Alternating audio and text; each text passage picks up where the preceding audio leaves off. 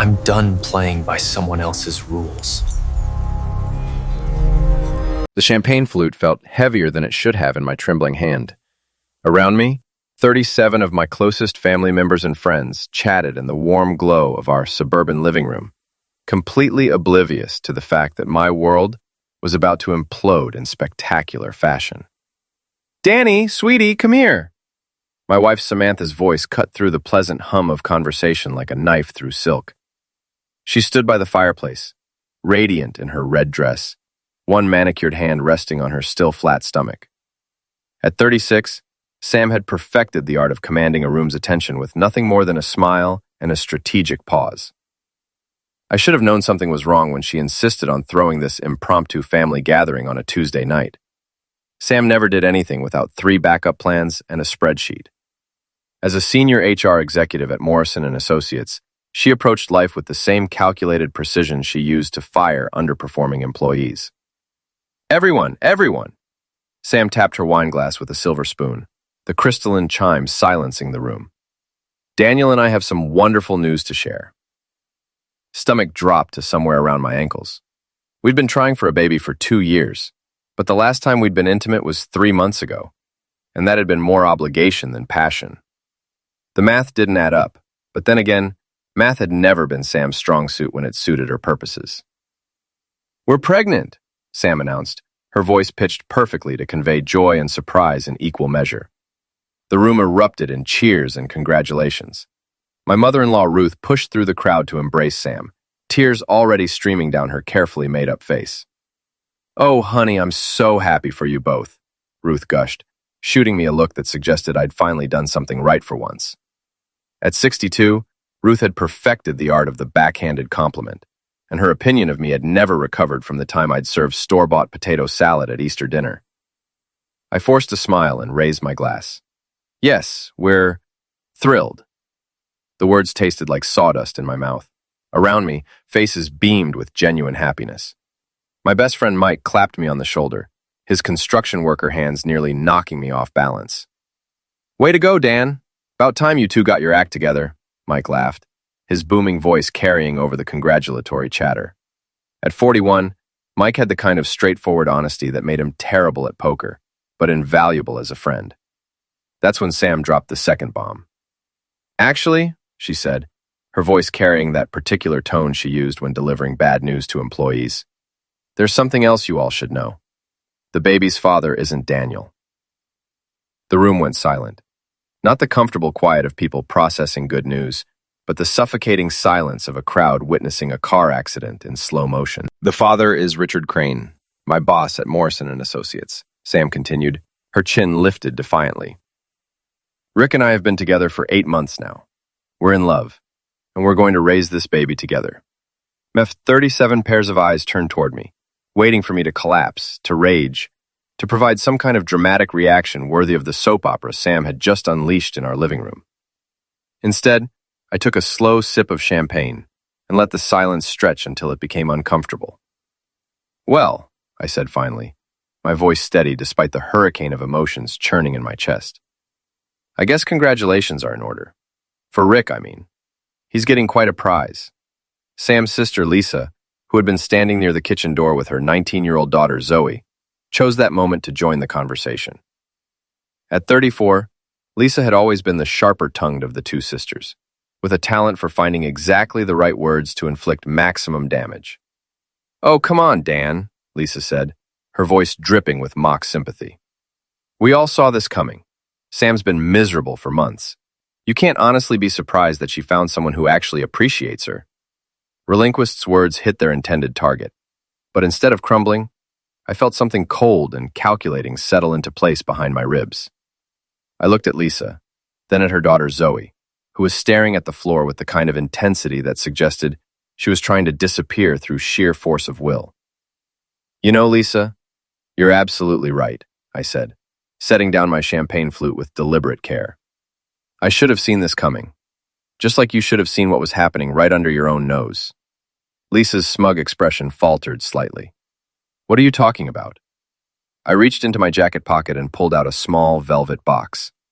The room held its collective breath as I opened it to reveal a simple but elegant diamond ring.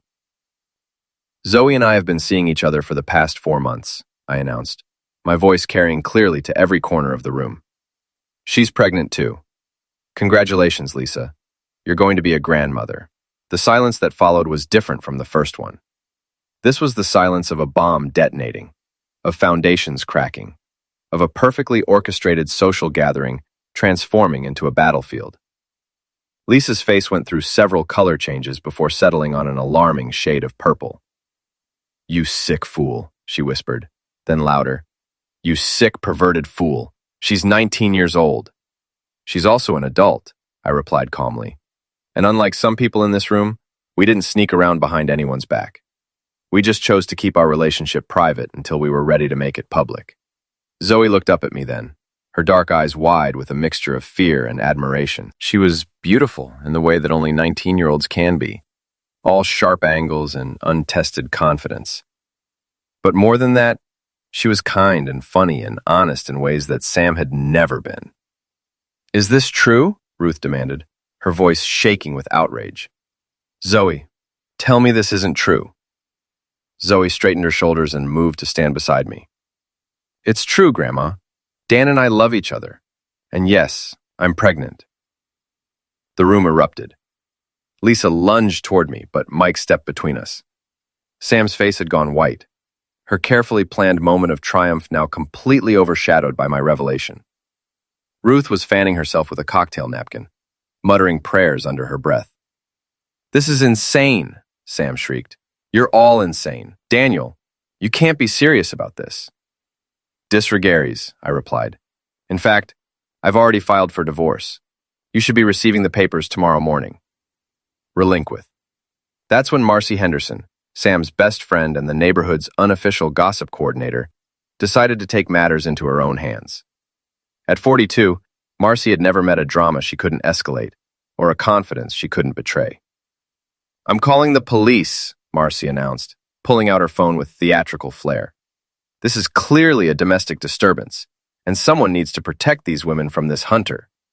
"Hunter?" I laughed, the sound coming out harder than I'd intended. "That's rich, coming from someone who's been covering for Sam's affair for months. Tell me, Marcy, how many other wives in the neighborhood are you helping cheat on their husbands?" Before Marcy could respond, the sound of sirens filled the air. She'd actually called 911, and now 2 patrol cars were pulling into our driveway, their red and blue lights painting the living room walls in alternating colors of chaos. "This is our cue to leave," I said to Zoe, taking her hand. "Unless you want to spend the evening explaining to Officer Martinez why a perfectly legal relationship between 2 consenting adults constitutes a crime." We made it to the back door just as the police knocked on the front. As we slipped out into the cool October night, I could hear Sam's voice rising above the confusion, trying to regain control of the narrative she'd lost the moment I'd revealed my own secret. "Wait," Zoe said as we reached my car. "Are you really okay with all this? Walking away from your house, your life?" I looked back at the chaos we'd left behind, at the house I'd spent 5 years turning into a home for a woman who'd been planning to leave me for months. Through the window, I could see Sam gesturing wildly at the police officers, probably trying to convince them that I was the villain in this particular story. "Honestly," I said, opening the car door for Zoe, "I've never felt better. But you should know, things are about to get very complicated. Sam and her friends aren't going to let this go quietly." Zoe smiled, and for the first time all evening, it reached her eyes. Good thing I like complicated. As we drove away, I caught sight of Rick Crane's BMW pulling up to the curb. Even from a distance, I could see him on his phone, probably calling his lawyer or his publicist or whoever it was that rich men called when their carefully constructed lives began to unravel. I had a feeling that phone call was going to be the first of many. The Riverside Motel wasn't exactly the Four Seasons, but it was clean, anonymous, and most importantly, it was the last place anyone would think to look for the former Daniel Wilcox, suburban project manager and newly minted social pariah. "Room 237, I said to Zoe, holding up the plastic keycard. I always wanted to stay in a Stephen King reference. She laughed, the sound bright and genuine in the fluorescent-lit hallway. "You know, most guys don't make horror movie jokes when they're running away from their old lives. Most guys don't have my particular talent for turning ordinary situations into complete disasters, I replied, sliding the keycard into the lock. It's a gift. The room was exactly what you'd expect from a $40 a night establishment. 2 double beds with questionably stained comforters, a television that probably predated the Clinton administration, and the lingering aroma of industrial disinfectant mixed with decades of cigarette smoke.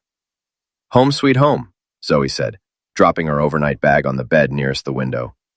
So, what's our next move? Do we flee to Mexico? Change our names and start a new life raising llamas? I sat down on the other bed, suddenly feeling the weight of what we'd just done. Actually, I was thinking we'd start with breakfast and work our way up to international fugitive status. Simmons buzzed with a text message, then another, then a series of rapid-fire notifications that suggested the news of last night's drama had spread beyond our living room. Let me guess, Zoe said, watching my expression. The vultures are circling? I scrolled through the messages, most of them from numbers I didn't recognize. Word traveled fast in our suburb, especially when it involved infidelity, age gaps, and police cars in driveways. Apparently, I'm either a hunter, a sufferer, or a mastermind, depending on who's telling the story, I said, reading one particularly creative interpretation of events. Mrs. Patterson from 3 houses down thinks I've been planning this for months as some kind of elaborate revenge plot. Were you? Zoe asked, and there was something in her voice that made me look up from my phone. No, I said honestly. Last night was me improvising badly under pressure. The revenge part comes later. She smiled at that, settling cross-legged on her bed like she was at a sleepover instead of hiding out in a motel after destroying 2 families in one evening. Good, she said, because I have some ideas about that. Before I could ask what she meant, my phone rang. Mike's name appeared on the screen and I answered on the second ring. Please tell me you're not actually dead in a ditch somewhere. Mike's voice boomed through the speaker. Because the rumors flying around this morning are getting increasingly creative. Still breathing, I assured him, though my reputation might need life support. Yeah, about that. You might want to avoid social media for the next few decades. Marcy Henderson has been posting updates about last night like she's running a news service. According to her latest bulletin, you've either fled to Canada or you're hiding out in your mother's basement, plotting your next move. My mother lives in Florida and hates surprise visitors, I said. So that theory's out. Where are you really? Mike asked, his tone shifting to something more serious. I looked at Zoe, who nodded. Mike had been my friend for 15 years. If I couldn't trust him now, I couldn't trust anyone. The Riverside Motel on Highway 9, I said. Room 237. Jesus, Dan, that place rents rooms by the hour. All after 10 p.m., I corrected. I checked. There was a pause, then Mike's laughter filled the room. You know what? I'm proud of you, man. Sam had it coming, and everyone knew it. The only surprise is that you waited this long to call her bluff. Thanks for the support, but I have a feeling you're going to be in the minority on that opinion. Maybe, Mike said. But here's the thing. Rick Crane showed up at your house this morning. He and Sam were loading boxes into his BMW like they were moving her out. I felt something cold settle in my stomach. Already? The divorce papers haven't even been served yet. Gets better. Apparently Rick's wife found out about the affair sometime between last night and this morning. Word is she's filing for divorce too, and she's going after half of everything he owns. Zeal was watching me intently, picking up on the shift in my expression. I put the phone on speaker so she could hear. How do you know all this? I asked Mike. Because Rick's wife called me at 6 this morning. Turns out she's been suspicious for months, and she wanted to thank you for finally giving her the proof she needed. She also wanted me to give you a message. She's got a lawyer, a private investigator, and a very detailed understanding of Rick's business practices. If you're interested in comparing notes, she's buying lunch. I looked at Zoe, who was grinning like Christmas morning had come early. Tell her yes, I said, but not today. I need to take care of something first. After Mike hung up, Zoe moved to sit beside me on my bed. What do we need to take care of? We need to go see your mother, I said. Last night was an ambush. Today, we do this properly. Zoe's expression sobered. Dan, she's going to try to have you arrested. She spent the entire night calling everyone she knows, trying to build a case against you. Let her try, I said, standing up and reaching for my jacket. I'm 39 years old, you're 19, and we're both consenting adults. The only thing she can accuse me of is poor timing and questionable taste in revenge tactics. And the pregnancy? Zoe asked quietly. I stopped, my hand on the door handle. We hadn't talked about that part yet. The lie I'd told to match Sam's bombshell revelation. We'll figure it out, I said. But first, we deal with your mother. Then we deal with Sam and Rick. Then we figure out what comes next. Zoe stood up and kissed me, quick and fierce. I love that you're not backing down. Sweetheart, I said, opening the door to face whatever chaos waited outside. I'm just getting started. The drive to Lisa's house took 20 minutes, but it felt like 20 hours. Every red light was an opportunity to second-guess the decision. Every turn a chance to change direction and disappear into the anonymous sprawl of suburban America. But I'd spent 5 years backing down from confrontations. 5 years swallowing my pride and keeping the peace for the sake of family harmony. Last night had burned that bridge to ash, and I was surprised to discover how liberating it felt to stand in the flames. Lisa's house was a modest, 2-story colonial in a neighborhood that was trying hard to be upscale, but couldn't quite afford the pretension. Her car was in the driveway, along with 2 others I didn't recognize. Reinforcements, Zoe observed. Probably Aunt Ruth and Marcy. Trembling, I said, parking across the street. I do my best work with an audience. We walked up the front steps together, and I knocked on the door with more confidence than I felt. Lisa answered on the second knock, her face cycling through surprise, anger, and something that might have been fear. You have some nerve showing up here, she said, but she didn't close the door. We need to talk, I said simply. All of us, like adults. Lisa hesitated, then stepped aside to let us in. The living room was exactly what I'd expected. Ruth and Marcy sitting on the couch like a tribunal, their expressions ranging from disapproving to openly hostile. Daniel, Ruth said, her voice dripping with disappointment. I thought you were better than this. So did I replied, taking a seat in the chair across from them. Zoe sat on the arm of the chair, her hand resting on my shoulder in a gesture of solidarity that was probably calculated to infuriate her grandmother. This is sick, Marcy said, her voice shaking with righteous indignation. She's barely out of high school, and you're old enough to be her father. I'm 20 years older than her, I said calmly. The same age difference as Sam and Rick, incidentally. But somehow that's romantic, while this is carnivory? That's completely different, Lisa snapped. Sam is a grown woman who knows what she wants. Crimson. And I'm not? Zoe spoke for the first time since we'd entered the house, her voice steady and clear. I'm 19, not 9. I can vote, I can serve in the military, I can sign contracts and take out loans, and make my own decisions about who I want to be with. Lorska, you're being manipulated, Ruth said, her tone gentler but no less certain. Honey, men like Daniel are experts at making young girls think they're mature enough for adult relationships. I felt Zoe's hand tighten on my shoulder, and I covered it with my own. Actually, I said, Zoe pursued me. She asked me out. She made the first move. And she's been making her own decisions every step of the way. The only thing I'm guilty of is saying yes when I probably should have said no. Missiles. Because you knew it was wrong, Lisa said triumphantly. No, I replied. Because I knew it would complicate things. And because I knew that people like you would refuse to see her as anything other than a sufferer, regardless of what she actually wants.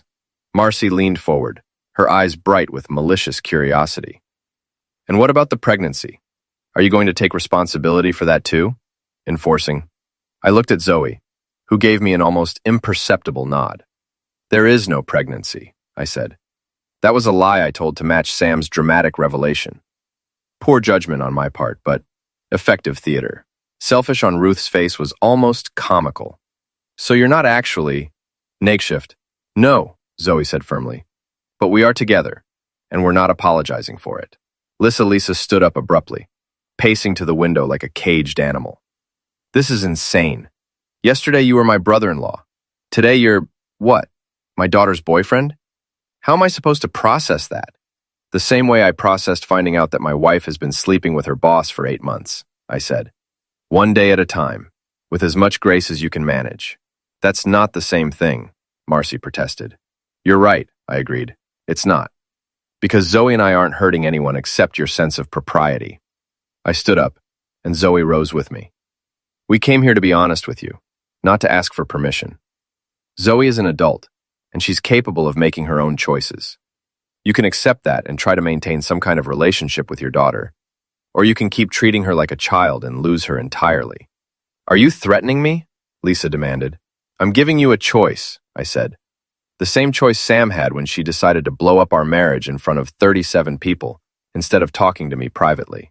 Ruth stood up slowly, her age showing in the careful way she moved. And what choice is that? You can be part of our lives, or you can be part of the drama, I said. But you can't be both. We left them there, 3 women sitting in stunned silence in a living room that suddenly felt too small for the emotions it contained. As we walked back to the car, Zoe slipped her hand into mine. That went better than I expected, she said. Really? Because I'm pretty sure your mother is already planning my funeral. Probably, Zoe agreed cheerfully. But she's also thinking about what you said. Mom's not stupid, just stubborn. Give her time. As we drove away, I caught sight of Lisa watching us from her front window. Her expression was unreadable, but she didn't look away until we'd turned the corner and disappeared from view. My phone buzzed with a text from Mike. Rick's wife wants to meet tomorrow at 2 p.m.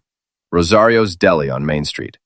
Her name is Catherine, and she says to tell you she's looking forward to comparing notes. I showed the message to Zoe, who smiled with the kind of anticipation that suggested she was already planning our next move.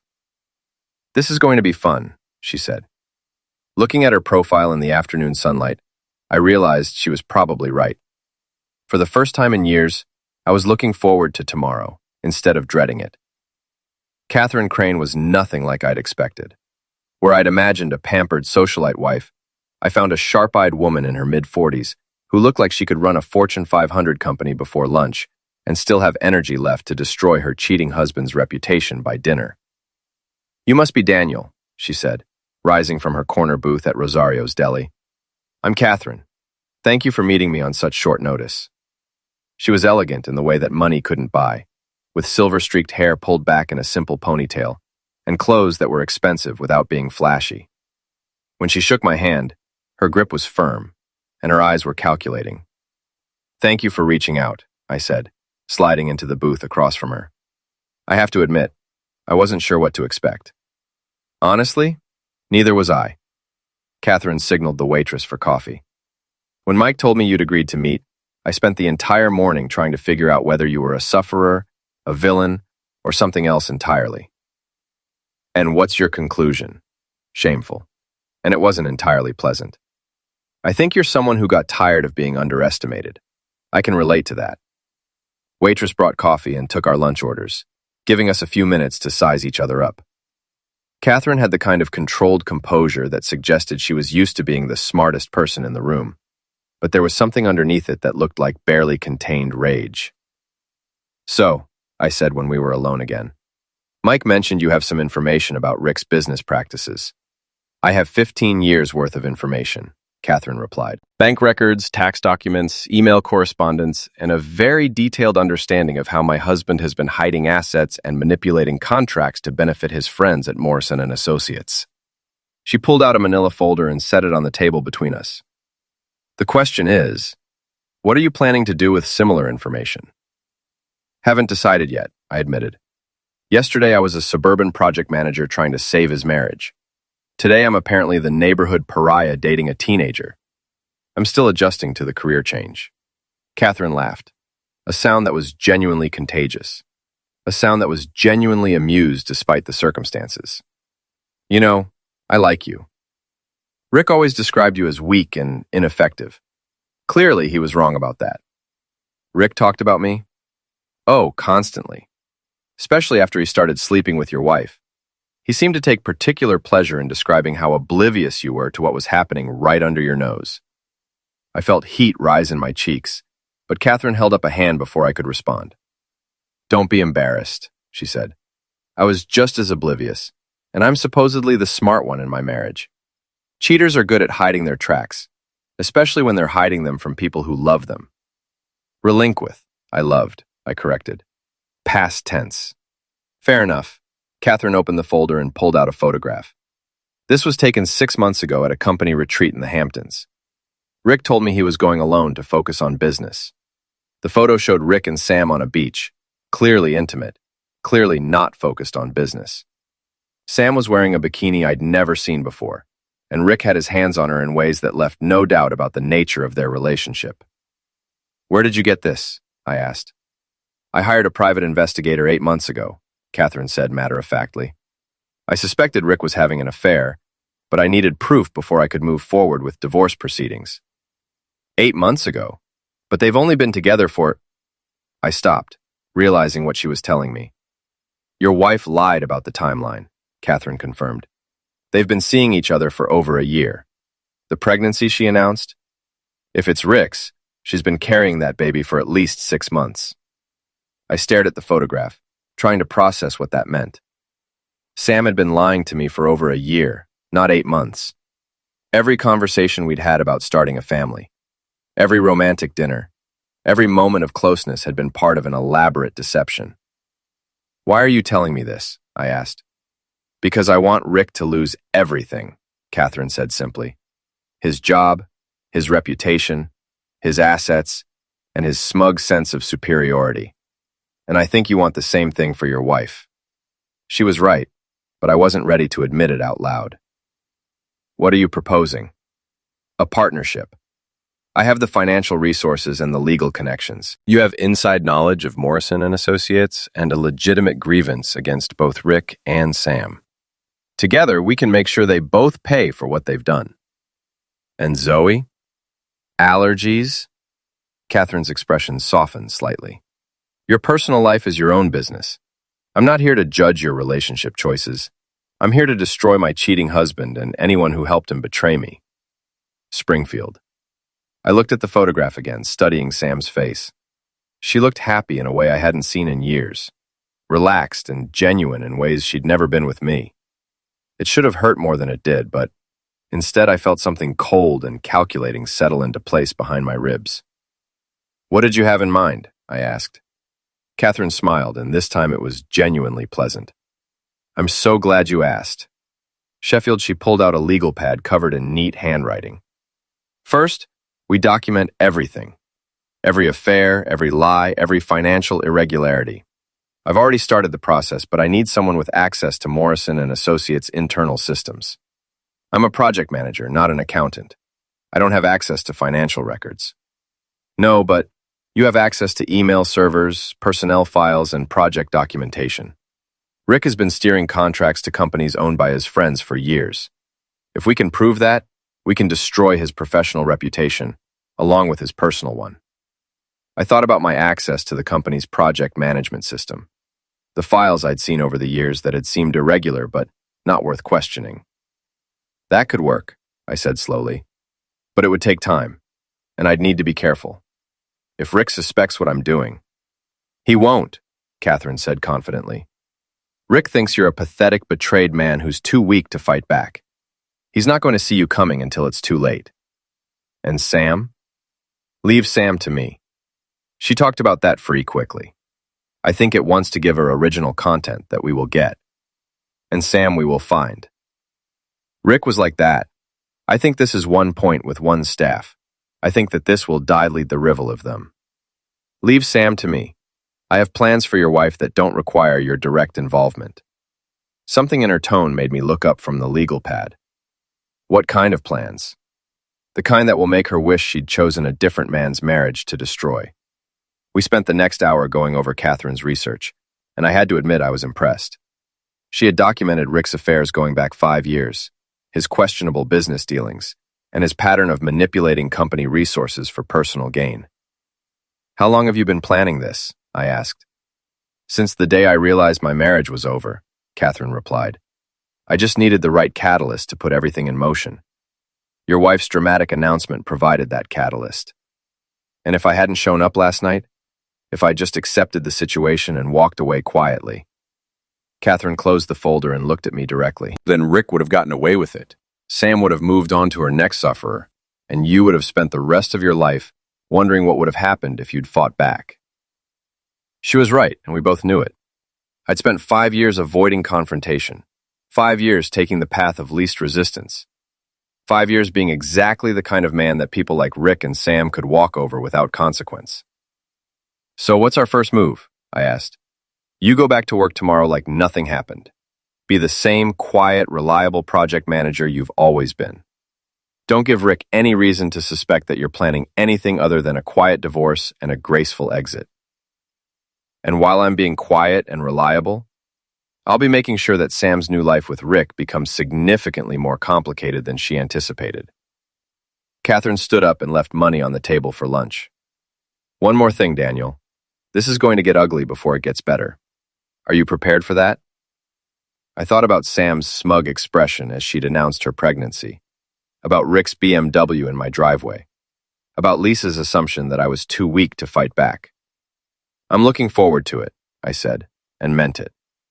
As Catherine walked away, I realized that for the first time in years, I felt like I had allies, instead of just people who tolerated my presence. It was a good feeling, even if it came with the promise of war. My phone buzzed with a text from Zoe. "How did it go?" "Misinformation," I typed back. "Meet me at the motel. We need to talk about our next move." "Our next move?" "We're going to war, sweetheart. I hope you're ready." Her response came back immediately. I was born ready. Looking at those words on my phone screen, I realized that Catherine had been wrong about one thing. I wasn't someone who'd gotten tired of being underestimated. I was someone who'd finally found people who believed I was worth overestimating. The difference was everything. Walking into Morrison & Associates the next morning felt like entering enemy territory. The receptionist, Jenny, gave me a sympathetic smile that suggested the office gossip network had been working overtime. "Morning, Dan," she said softly. "How are you holding up?"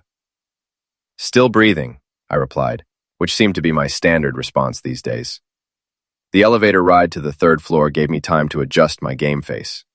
Catherine's plan required me to be invisible, unremarkable, the same quiet project manager I'd always been.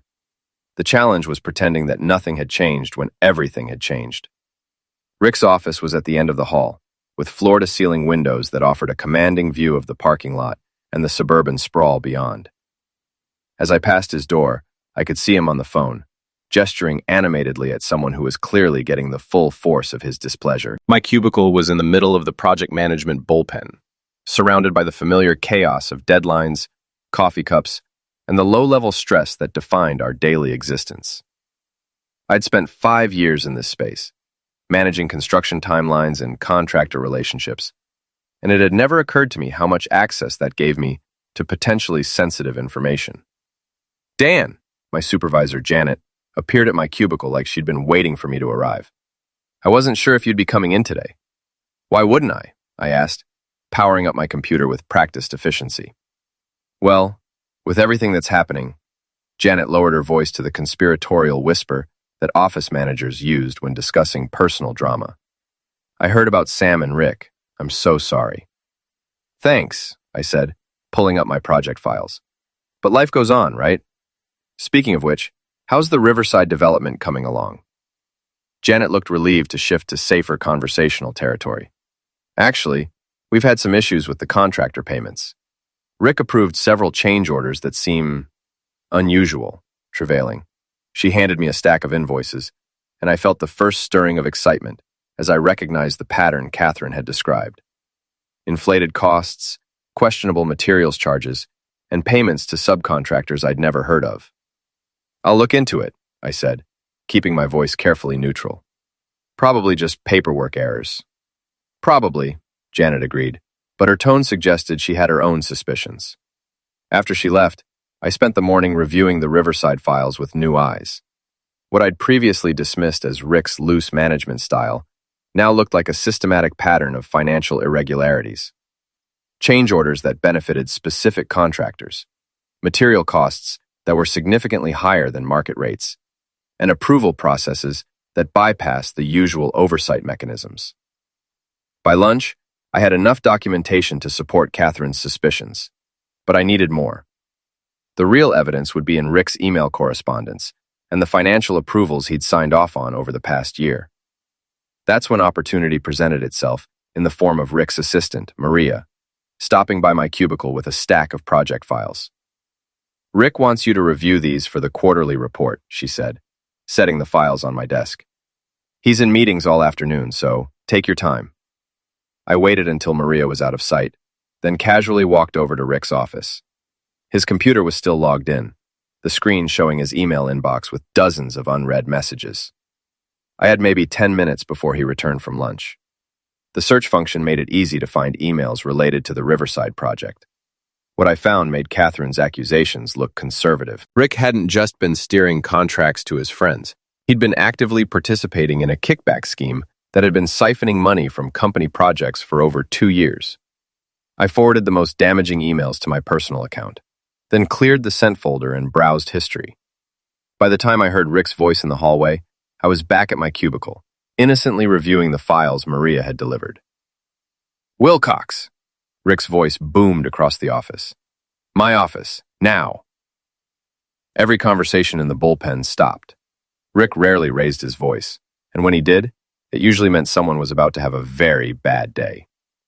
I gathered the project files and walked to his office, aware that every eye in the department was tracking my movement. Rick closed the door behind me and gestured to the chair across from his desk.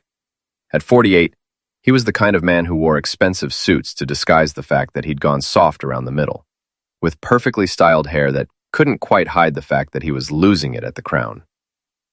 "Sit down," he said, settling into his leather executive chair like a king assuming his throne. "We need to talk." "About the Riverside project?" I asked, holding up the files. "About your future with this company." Rick leaned back in his chair, his expression shifting from professional to carnivore-y. "I think we both know that your current situation makes it difficult for you to continue working here." "Does it?" I kept my voice level, curious to see how far he'd push. "Come on, Dan. Your wife is pregnant with my child. We're going to be raising a family together. Don't you think it would be awkward for everyone involved if you stayed?"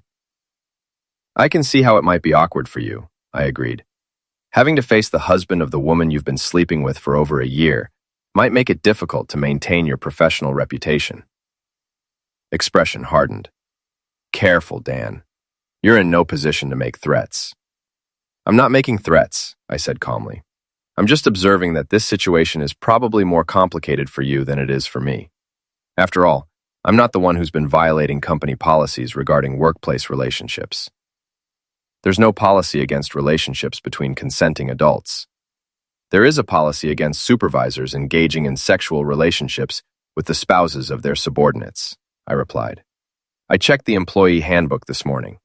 Fascinating reading." Rick stood up abruptly, moving to the window to stare out at the parking lot. "What do you want, Dan?" "Nothing," I said honestly. "I just want to do my job, collect my paycheck, and move on with my life. But if you're uncomfortable with that arrangement, I'm sure HR would be interested in discussing the situation." "You wouldn't." "Try me." Rick turned back to face me, and for the first time since I'd known him, he looked uncertain. "This doesn't have to be complicated. I'm prepared to offer you a generous severance package if you're willing to resign quietly." "How generous?" 6 months' salary plus benefits continuation and a positive reference. I pretended to consider the offer, letting the silence stretch until Rick shifted uncomfortably in his chair. "I appreciate the offer," I said finally, "but I think I'll stay, at least until I finish the Riverside project. Those contractor payments you approved are interesting. I'd hate to leave them unresolved." Drained from Rick's face. "What are you talking about?" "Oh, probably nothing," I said, standing up and gathering the project files. "Just some irregularities in the change orders. I'm sure there's a perfectly reasonable explanation." I was at the door when Rick's voice stopped me. "Dan."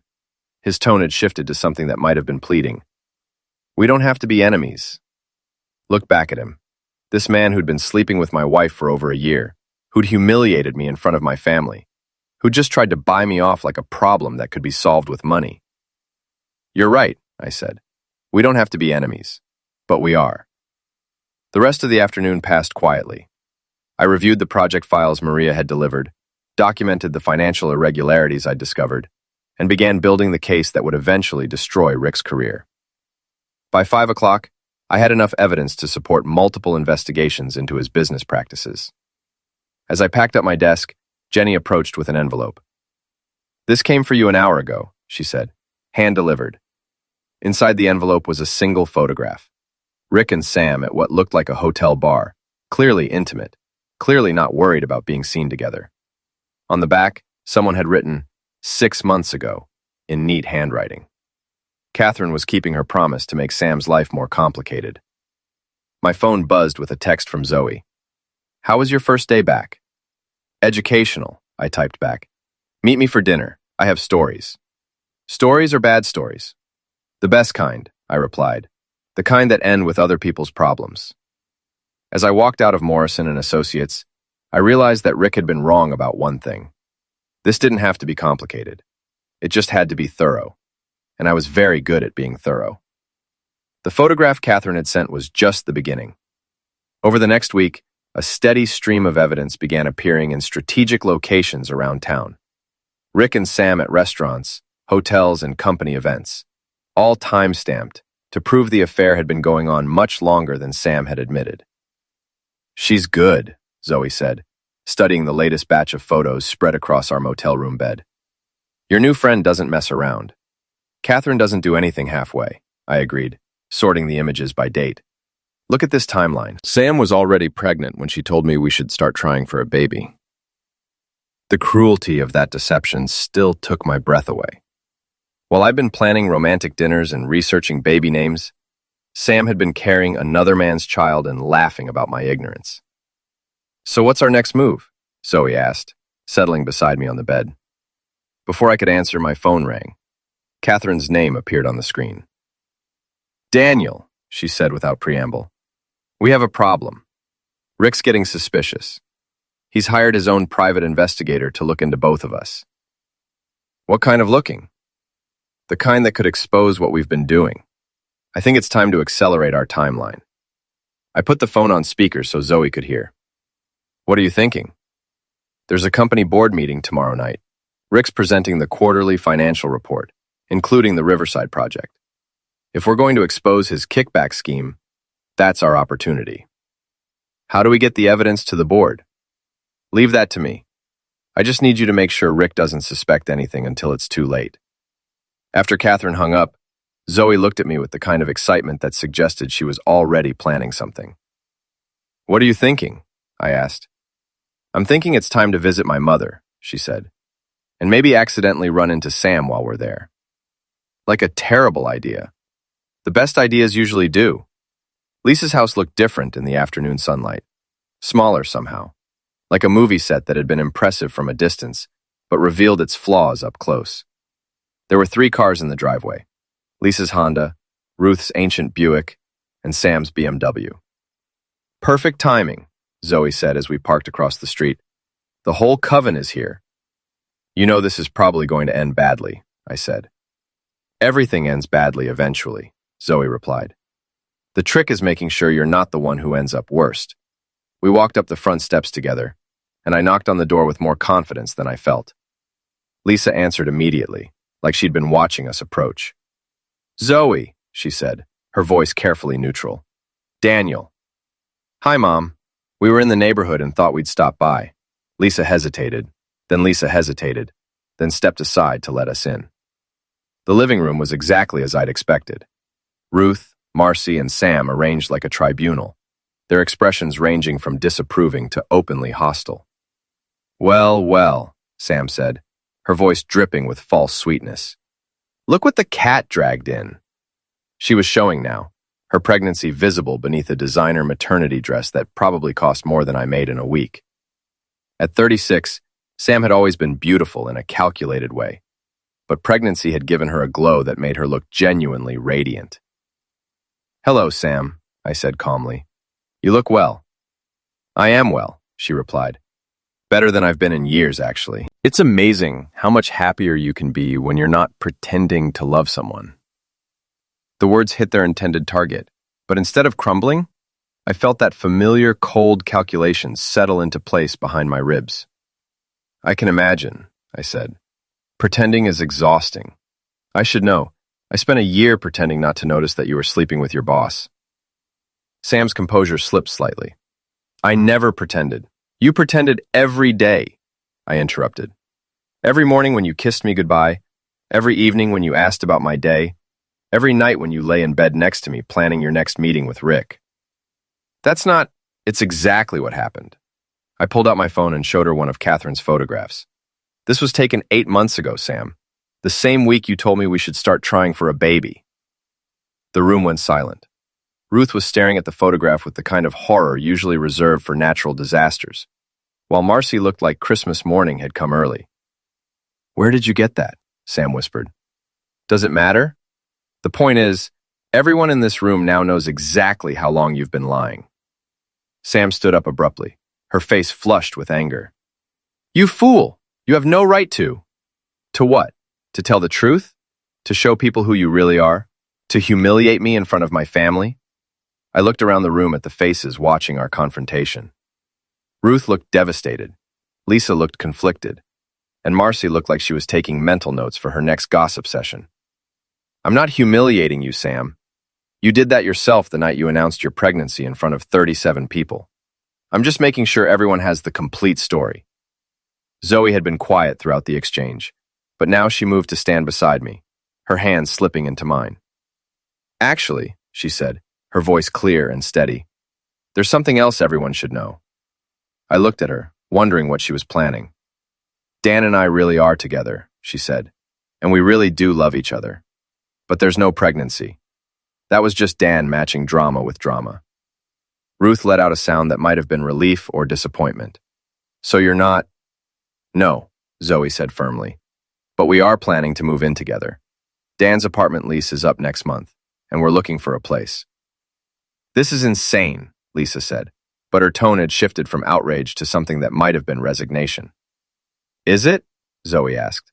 More insane than a woman lying to her husband for over a year while she carries another man's child? More insane than a boss who's been stealing from his own company to fund his affairs? Sam went very still. What do you think that I work in? Lisa said, forgetting. Like I said with you, look. Like these leaders watching for us. Sam went very still. What are you talking about? I smiled, feeling pieces of Catherine's plan clicking into place. Rick's been running a kickback scheme through the Riverside project. Inflated contracts, phantom subcontractors, and payments to companies owned by his friends. The board is going to find out tomorrow night. That's impossible, Sam said, but her voice lacked conviction. Is it? How do you think Rick afforded that BMW he's been driving you around in? Or the hotel rooms where Catherine's investigator photographed you together? Sam's face went white. Catherine knows? Theft. That's known for months. She's been documenting everything, building a case that's going to destroy Rick's career and probably land him in prison. You're lying. Call up Catherine's contact information on my phone and hit the call button. She answered on the second ring. Catherine, I said, putting the phone on speaker. I'm here with Sam and her family. They seem to think I'm lying about Rick's legal troubles. Oh, Daniel, Catherine's voice filled the room, warm with genuine amusement. You're not lying at all. In fact, the FBI is opening an investigation into Morrison and Associates next week. Rick's going to have much bigger problems than a messy divorce. The silence that followed was different from any we'd experienced before. This was the silence of consequences arriving, of carefully constructed lies finally collapsing under their own weight. Sam, I said gently, you might want to start thinking about your own legal situation. Conspiracy charges are serious, especially when they involve federal contracting fraud. Sam sank back into her chair, her hand moving instinctively to her belly. I didn't know about any fraud. But you knew about the affairs, the lies, and the company resources Rick was using to wine and dine you. A prosecutor might argue that makes you complicit. What do you want? Sam asked, her voice barely above a whisper. I want you to understand that actions have consequences, I said. And I want everyone in this room to know that I'm not the weak, pathetic man you all thought I was. I stood up, and Zoe rose with me. The divorce papers will be finalized next week. I'm keeping the house, the car, and my retirement accounts. You're welcome to whatever's left after Rick's legal bills are paid. As we walked toward the door, Ruth's voice stopped us. Daniel, she said, her tone softer than I'd heard in years. I owe you an apology. Turned back to face her. For what? For assuming you were the problem. For thinking Sam could do better. For not seeing what was right in front of all of us. Thank you, I said simply. That means more than you know. I outside Zoe squeezed my hand. How do you feel? Linebacker, I said honestly. Like I've been carrying a weight I didn't realize was there. Good, dismissing, he said, kissing me quickly. Because tomorrow night is going to be even better. Looking back at Lisa's house, I could see figures moving behind the curtains, probably trying to process what they'd just witnessed. For the first time in over a year, I wasn't the one who'd be losing sleep tonight. The trap was springing exactly as Catherine had planned, and I was finally on the right side of the consequences. The Morrison and Associates conference room had never looked more like a courtroom. The board members sat around the polished mahogany table with the kind of grim expressions usually reserved for funeral directors, while Rick stood at the head of the room with his quarterly presentation, completely unaware that his professional execution was about to begin. I watched from my seat along the wall, one of several department heads invited to observe the quarterly review. Catherine had been right about the timing. This was the perfect moment for maximum impact. The Riverside development has exceeded all expectations, Rick was saying, clicking through slides that showed impressive profit margins and ahead of schedule completion dates. Our contractor relationships continue to be one of our strongest competitive advantages. Board member Patricia Williams, a sharp-eyed woman in her 60s who'd built her own construction empire, raised her hand. Rick, can you explain some of the cost overruns we've been seeing? Particularly the change orders that seem to bypass normal approval processes. Rick's confidence faltered slightly. Those are standard industry practices, Patricia. Sometimes we need to move quickly to maintain project timelines. Expelled. Standard practices don't usually involve payments to contractors that don't exist, Patricia replied, opening a folder that I recognized as Catherine's research. Can you explain why Morrison and Associates has paid over $200,000 to Crane Construction Services over the past 18 months? The color drained from Rick's face. I'm not sure what you're referring to. Crane Construction Services, Patricia continued relentlessly. A company that was incorporated 6 months after you started approving payments to them. A company that lists your brother-in-law as its sole proprietor, but has never completed a single verifiable project. The room was silent, except for the sound of Rick's presentation slides automatically advancing, showing cheerful graphs that now looked like evidence of systematic fraud. There must be some mistake, Rick said, his voice barely steady. The only mistake, said board chairman Robert Chen, was thinking we wouldn't notice. We've been investigating these irregularities for the past month, and what we've found is deeply troubling. Chen stood up, holding a thick manila folder. Reproduction, Richard Crane. You are hereby terminated from Morrison and Associates, effective immediately. Security will escort you from the building, and you can expect to hear from our attorneys within the week. You can't do this, Rick said, but his protest sounded hollow even to him. We can and we are, Chen replied. The FBI will be conducting their own investigation, of course, but our internal review has found sufficient evidence of fraud, embezzlement, and breach of fiduciary duty to warrant immediate termination and potential criminal charges. Rick's eyes found mine across the room, and for a moment, I saw something that might have been recognition. He knew this was connected to me, to Sam, to the chain of events that had started with his arrogant assumption that I would accept humiliation quietly. Daniel, he said, his voice carrying across the silent room. You did this. Every eye in the room turned toward me. I stood up slowly, aware that this was my moment to either claim victory or maintain the pretense of innocence. I did my job, I said calmly. I reviewed project files, documented irregularities, and reported them to my supervisor. If that led to this investigation, then I'm proud to have served the company's interests. You son of a witch, Rick snarled, taking a step toward me before 2 security guards appeared at his elbows. Mr. Crane, Chen said firmly, you need to leave, now. As the security guards escorted Rick from the room, he looked back at me one last time. This isn't over, Dan. Yes, I said quietly. It is. After Rick was gone, the room remained silent for several long moments. Finally, Patricia Williams spoke. Daniel, I believe you've been serving as interim project manager for Riverside? Yes, ma'am. How would you feel about taking over Rick's responsibilities permanently? We'll need someone we can trust to clean up this mess.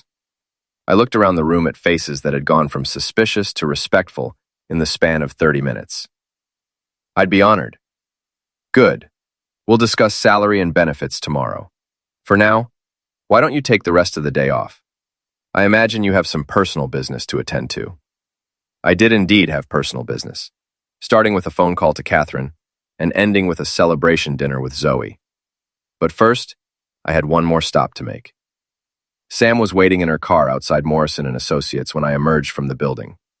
She looked smaller somehow, diminished by the weight of consequences that were finally catching up to her. Get in, she said through the open passenger window. I considered walking away, but curiosity won out.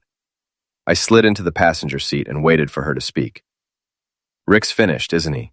She said finally. Completely. And me? What happens to me? Enlarged her profile. This woman I'd loved for 5 years and apparently never really known. That depends on how cooperative you are with the investigation. I didn't know about the fraud, Dan. I swear I didn't. But you knew about the expense accounts he used to pay for your hotel rooms. You knew about the company credit card he used to buy your jewelry. You knew he was using Morrison & Associates resources to fund your affair. Sam's hands tightened on the steering wheel. That's not the same thing as fraud. Tell it to the FBI. Sluggish. We sat in silence for several minutes, watching employees stream out of the building at the end of the workday. Normal people with normal problems, heading home to normal lives that didn't include federal investigations and public humiliation. I'm sorry, Sam said suddenly. For all of it. For the lies, for the affair, for the way I handled everything. Assumption. Are you sorry you did it, or sorry you got caught? She considered the question longer than I'd expected. Both, I guess. I never meant for things to go this far. What did you mean? I meant to leave quietly. Divorce you, move in with Rick, start over somewhere else. The pregnancy announcement was supposed to make it easier, give you a reason to let me go without a fight. Instead, it started a war, Sam said softly. It did. I opened the car door, then paused. For what it's worth, I hope things work out for you. And for the baby. Dan? She called as I stepped out of the car. Are you happy? With her, I mean? Like back at this woman who'd been the center of my world for 5 years, who'd betrayed me in ways I was still discovering, who was now facing a future that looked nothing like the one she'd planned. Yeah, I said honestly. I am. Silenced. As Sam drove away, I realized that was the last conversation we'd ever have as husband and wife. The divorce would be finalized through lawyers, the property divided through legal documents, the end of our marriage reduced to signatures and paperwork. My phone buzzed with a text from Zoe. How did it go? Better than expected, I typed back. Meet me at Romano's. We're celebrating. What are we celebrating? Everything, I replied. We're celebrating everything. Mano's was the kind of Italian restaurant that suburban families went to for anniversaries and graduations, with red checkered tablecloths and wine bottles converted into candle holders. Zoe was already there when I arrived, sitting at a corner table with a bottle of champagne and a smile that could have powered the entire restaurant. So, she said as I sat down, tell me everything. I told her about the board meeting, Rick's termination, and my promotion. I told her about the FBI investigation and Sam's apology. I told her about the look on Rick's face when he realized that the quiet, ineffective project manager had orchestrated his downfall. You're amazing, Zoe said when I finished. Absolutely amazing. I had help. You had allies. There's a difference. She was right. Catherine had provided resources and expertise, but the planning, the execution, and the satisfaction of watching it all come together had been mine. So what happens now? Zoe asked. Now we figure out what comes next. I have a new job, a new salary, and a new life. The question is, do you want to be part of it? Reached across the table and took my hand. Daniel Wilcox, are you asking me to move in with you? I'm asking if you want to build something together. Something real, something honest. Something that doesn't involve lying or cheating or pretending to be people we're not. Yes, she said without hesitation. Yes to all of it. As we clinked glasses, I caught sight of a familiar figure at the bar. Catherine Crane sat alone, nursing a martini and watching the evening news on the restaurant's television. The lead story was about corruption charges being filed against a local construction executive. I walked over to her, leaving Zoe at our table. Celebrating? I asked. Observing, Catherine replied. It's not often you get to watch karma work in real time. Thank you, I said, for everything. I couldn't have done this without you. Yes, you could have. You just needed someone to show you that you were stronger than you thought. Teammates finished her martini and stood up. Enjoy your new life, Daniel. You've earned it. As she walked away, I realized she was right. I had earned this. The promotion, the respect, the relationship with a woman who saw me as something more than a convenient placeholder. I returned to Zoe, who was watching me with the kind of expression that suggested she understood exactly what had just happened. Ready to go home? She asked. Where's home? Wherever we are, she said simply. As we left Romano's together, I realized that for the first time in over a year, I was looking forward to tomorrow instead of dreading it. The war was over. The victory was complete. And the future was whatever we chose to make it. Rick Crane was facing federal charges.